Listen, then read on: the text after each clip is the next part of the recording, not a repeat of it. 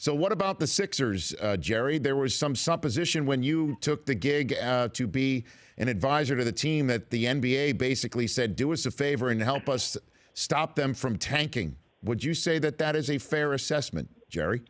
Well, I won't comment on what exactly took place because I think that's a little bit between ownership of Philadelphia and the commissioner, Adam Silver. Look, I've been a lifer in the game. I love the game. I have a passion for the game. When I received a call that ownership in Philly wanted to speak with me and they needed some guidance, wanted my, as I was told, gravitas, relationships, experience to help them, I was willing to do it, but I made it clear I didn't have time.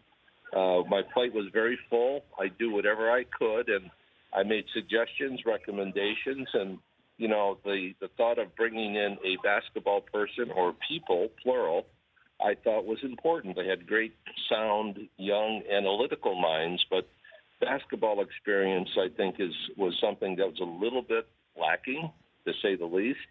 And I think now it's on the right course. It so happens that Brian Colangelo, an 18-year experienced GM in the NBA, now has the reins, and I think it's good hands. And so the resignation letter you got from Sam Hinkie, what was your reaction to that, Jerry? Honestly, Rich, I was stunned by it. I thought I had a good relationship with Sam, and that action just caught me off guard. I was back in Phoenix when I saw it, and it had already been released to the media. And it took me a while to read it, you know, when it's 13 pages. And so, you know, look, Sam is a very bright young guy, and you'll probably get another opportunity in the NBA with another team. He had a strategy. Ownership bought into it. And I think got tired of it after 3 years. That's exactly what took place. And so what would you tell Sixer fans about a level of expectation with so many? I mean, to call them kids is really an appropriate word, Jerry. I mean, the average age is just hovering above the legal drinking age in certain states. So what would you say to Sixer fans about what is in place right now?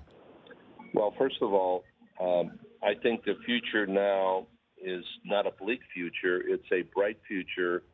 You know, when you get pounded for 3 years, it's pretty difficult. It's hard to keep interest level in the community. And also, you know, when you talk about a winning culture, losing like that for so long creates a losing culture. And so that had to be stopped. I think now with a lot of young pieces in place, and, you know, some of the signings as it relates to free agents, not top-line free agents, but some of the others who were signed by Philadelphia, like Bayless and Henderson, using those two as an example, they're placeholders for a year or two as the young develop. And there's an overabundance of bigs, and that logjam has to be, you know, undone. And so I think over the next few years, with still a lot of draft picks, extra picks, first-round picks over the next 2-3 years, Philly's in a great position to take a real step.